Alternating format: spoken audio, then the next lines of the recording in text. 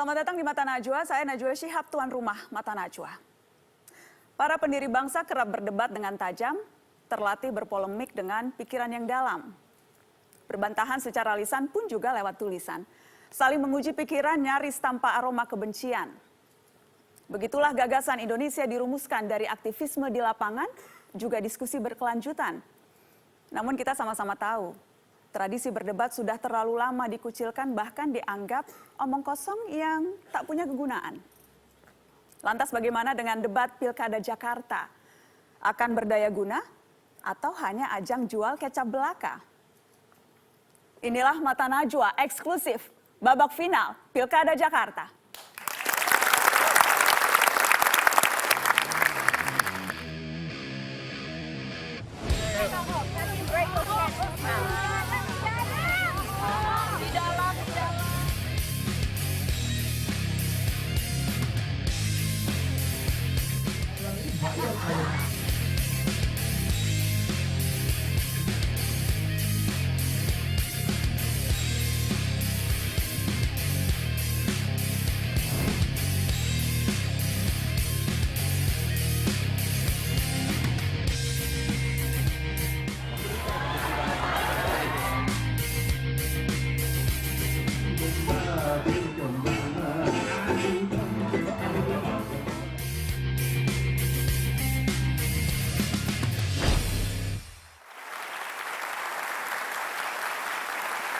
Pemirsa, kian dekat waktunya warga Jakarta menentukan siapa yang layak dari dua kontestan yang melaju ke putaran final. Selama 2 jam, saya undang mereka untuk bertarung secara ide dan program. Kita sambut kandidat nomor urut 2, Basuki Cahayapurnama, dan kandidat nomor urut 3, Anies Rashid Baswedan.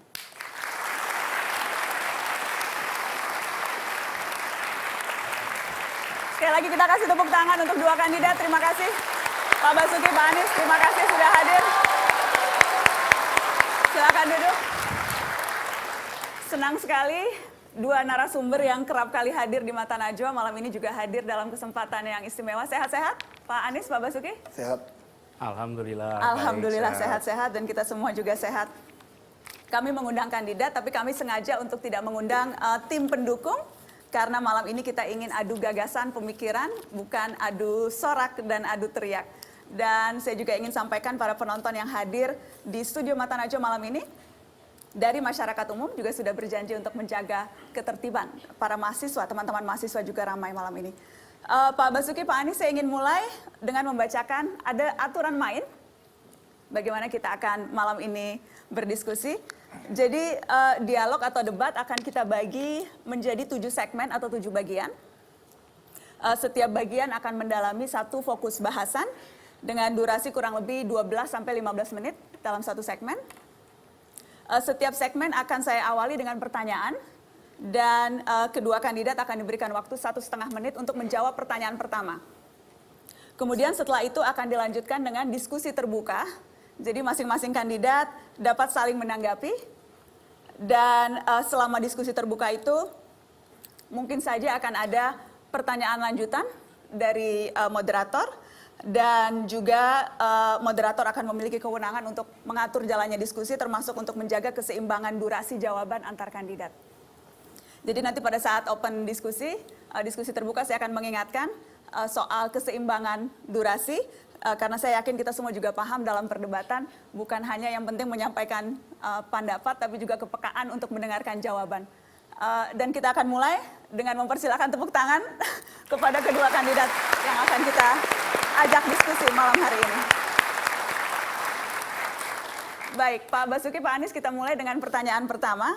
Waktunya 1,5 menit untuk masing-masing kandidat. Masih pertanyaan yang umum, yang saya ingin tahu. Apa prioritas utama program yang Anda bawa dan memiliki nilai tambah dalam pilkada ini?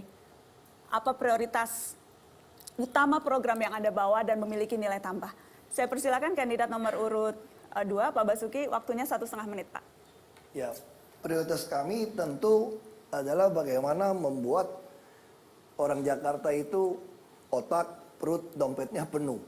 Artinya itu dari sisi rohani, budaya, pendidikan, kesehatan maupun ekonomi. Nah, untuk bisa mencapai itu prioritas utama kami yang telah kami lakukan adalah birokrasi. Nah, itu adalah prioritas utama kami. Kami sangat yakin dengan adanya birokrasi yang tertata baik, dengan adanya transparansi, dengan adanya sistem, maka ini akan 5 tahun ke depan ketika PNS-PNS yang muda mulai naik, dia akan mulai mengisi. Nah kami selama 3-4 tahun ini sudah membangun sistem. Ini contoh PNS. PNS itu sudah jelas ada kinerjanya, ada indikatornya. Nah kami sangat yakin tidak mungkin program kami bisa jalan kalau tidak memiliki PNS yang bersih, transparan, profesional tadi.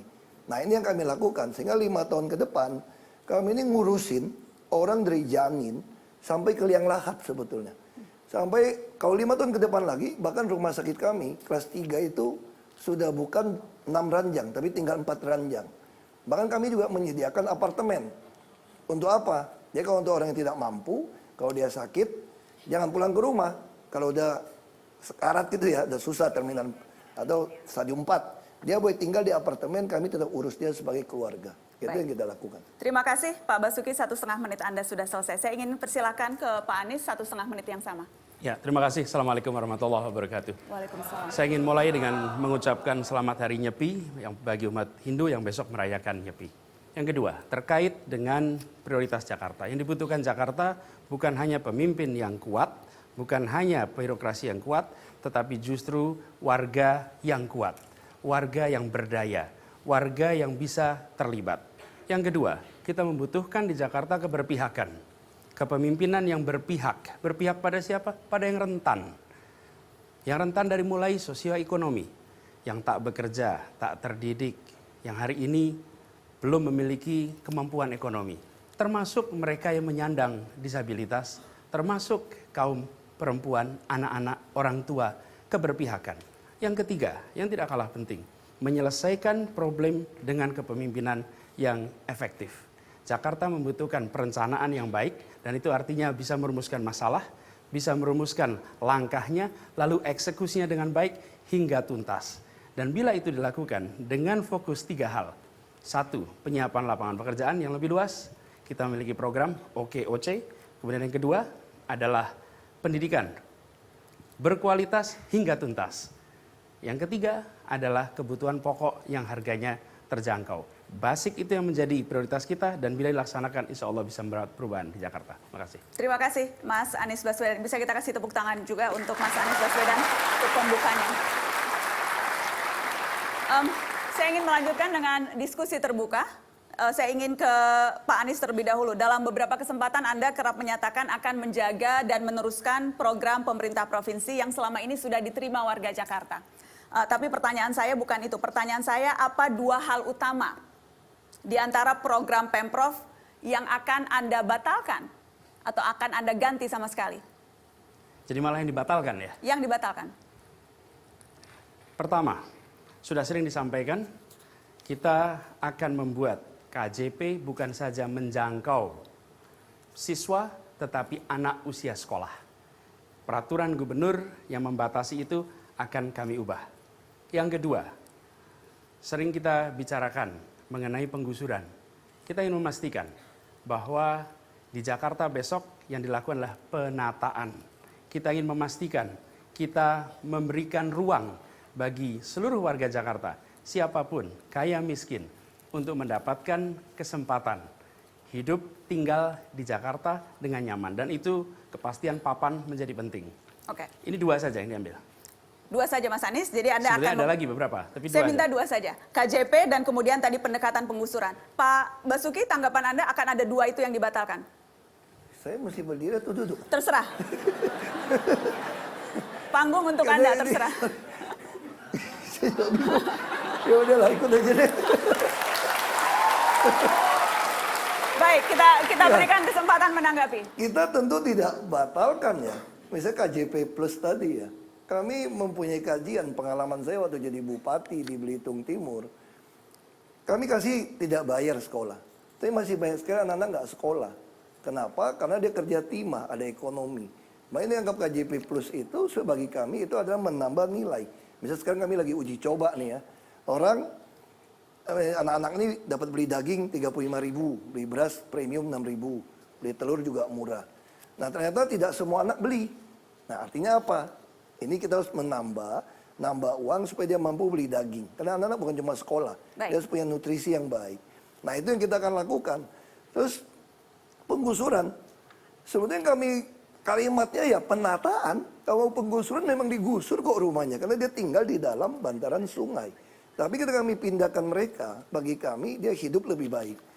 Tidak layaklah membiarkan orang tinggal dalam sungai, tiap kali hujan datang, banjir, apalagi TBC macam-macam sempit. Jadi kami pindah dia tempat lebih baik. Jadi saya kira 2 program itu, kalau saya masih jadi gubernur, kita akan teruskan. Bukti Baik. Ciliwung banjir berkurang. Baik. 2.200 ke 80 titik. Kita akan bahas lebih jauh nanti soal KJP dan juga soal pendekatan penggusuran tadi atau penataan. Saya ingin kita melihat bagaimana perjalanan kampanye selama 6 bulan ini. Ada sejumlah program yang Anda berdua miliki yang memiliki kemiripan satu sama lain. Karenanya sempat kita dengar ada saling klaim, mana yang lebih dulu, mana yang meniru. Seperti ini contohnya, kita lihat sama-sama.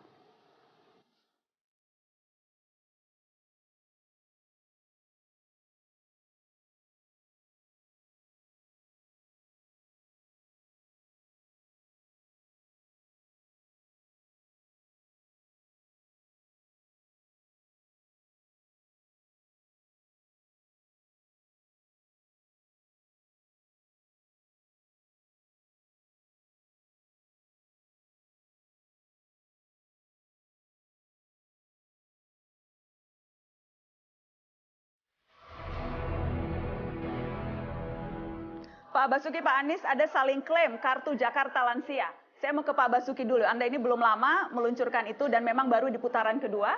Apa keistimewaannya kartu Jakarta Lansia itu? 1,5 menit, Pak Basuki. Ya, sebetulnya bukan baru diluncurkan. Kalau Anda lihat berita ya, saya sengaja print out ini. Itu tahun 2013, 24 September, saya udah bilang, uang pensiun untuk lansia sudah diatur dalam Undang-Undang SJSN. Jadi ini 2013 kita udah bicara. Sayangnya pemerintah kan mewajibkan tenaga kerja 2019. Makanya kami mulai melaksanakan sekarang. Nah, karena dalam pelaksanaannya, uang pensiun kan gotong royong. Uang orang yang sudah meninggal, bantu yang masih hidup, yang lansia ini. Nah, kita temukan di lapangan lansia ini butuh pertolongan. Terus apalagi yang kita ngomong lansia nih. 2013, 16 April juga ngomong udah lansia. Jadi 2013, ketika kami melaksanakan sistem jaminan sosial nasional, kami udah pikirkan soal lansia ini. Dia harus mendapatkan uang pensiun. Hanya bentuk nilai berapa kita perlu kajian. Nah terakhir kita perkirakan mungkin 600.000 sampai 1 juta. Tapi siapa itu lansia? Lansia yang tidak dipelihara oleh keluarganya. Itu yang kita lakukan. Tapi kalau bisa dipelihara oleh keluarganya, dia harus bertanggung jawab. Jadi saya tidak tahu kalau saya tuduh nyontek. Kebetulan saya yang mengerti sekali tentang BPJS juga. Saya dalam melaksanakan sistem jaminan sosial nasional sejak saya jadi Bupati Belitung Timur tahun 2005 tentang lansia ini. Makanya saya berhenti jadi Bupati, mau jadi gubernur supaya lansia itu ada pensiun sebetulnya. Ini niatnya gitu. Jadi Anda tidak menyontek program ya? Kalau dari 2013 sebelum nyalon kira kita. Waktu yang sama untuk Pak Anies. Anda juga memiliki program tunjangan hari tua yang juga fokus peningkatan kualitas hidup warga lansia. Apa pembedanya dengan kartu Jakarta Lansia, Pak? 1,5 menit. Tapi sebelum saya sampai ke situ, sebenarnya kalau petahana itu menunjukkan karya, bukan meluncurkan program. Kalau meluncurkan program di saat kampanye, itu adalah calon.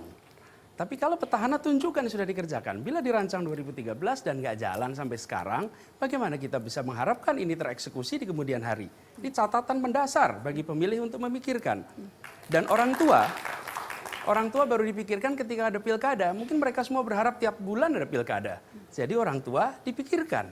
Kalau kami, karena kami memang mau mencalonkan, kami tunjukkan. Kami memulai dengan program pada saat awal kampanye ini, santunan untuk orang tua, untuk lansia. Nilainya Rp300.000 per bulan. Kemudian muncullah Rp600.000, ya alhamdulillah double. Kita alhamdulillah mendapatkan dukungan dari relawan-relawan Pak Agus dan Pak Silvi. Salah satu yang diharapkan dari mereka adalah program lansia supaya diadopsi. Dan insya Allah kita adopsi itu. Sehingga kita malah merencanakan bagi lansia itu bisa mendapatkan sekitar 8,6 juta per tahun untuk para lansia di Jakarta. Pak Agus waktu itu membuat program 5 juta per tahun untuk para lansia. Kita kombinasi sehingga ini bisa menjadi program untuk lansia. Dan yang tidak kalah penting, ini bukan hanya memberi. Justru lansia yang masih aktif, masih bisa berkarya, kita akan undang untuk OKOC, bahkan untuk menjadi mentor berbagai kegiatan di masyarakat. Terima kasih Mas Anies, kita kasih tepuk tangan. Saya ingin ke apakah akan menanggapi? Silakan, akan menanggapi Pak Ahok. Ya, makanya Kenapa kalau dari 2013 kenapa tidak saya dilaksanakan katakan tadi? itu semua kan bertahap. Kita anggaran juga ada batasan. Makanya orang tua yang kita lakukan apa dulu? Kita meluncurkan Transjakarta Care. Kita memberikan bantuan. Hampir banyak uang operasional saya itu dibantu untuk tunjangan lansia. Jadi banyak lansia yang tinggal di rusun nggak punya duit itu kita pakai uang tunjangan operasional saya. Tapi setelah kita melakukan dasar wisma, kita ada satu aplikasi yang dijalankan. Kita mulai sadar nih, nggak bisa mengandalkan uang operasional saya. Maka kita tentu harus luncurkan. Nah tentu namanya apa? Mereka bilang udah ada KJP, ada KJL. Ya kita ikutin aja KJL. Tapi secara prinsip kita udah bicarakan. Prinsip kami itu sederhana aja. Bagaimana undang-undang sistem jaminan sosial nasional bisa kita implementasikan di Jakarta. Saya ingin minta tanggapan Jadi Pak itu Anies aja sih untuk yang tadi sebelum saya pindah ke topik lain. Ya, saya melihat begini aja. Kalau untuk infrastruktur cepat sekali pengerjaannya, tapi untuk warga, untuk orang tua justru lama. Menurut saya justru inilah prioritas yang harus digeser. Yang dipikirkan warganya, bukan benda matinya saja. Dan di sini yang kepemimpinan kita tawarkan yang berbeda. Kita memikirkan mengenai warganya, kita berikan kebahagiaan mereka, kesejahteraan mereka. Termasuk yang rentan. Dalam hari ini orang tua. Jadi baik-baik saja bahwa itu diluncurkan pada saat ini. Tapi menurut saya warga kemudian lihat kalau begini lebih baik pilkada tiap bulan biar program-program memikirkan warga muncul. Itu yang kami ingin. Ada tanggapan Pak Ahok?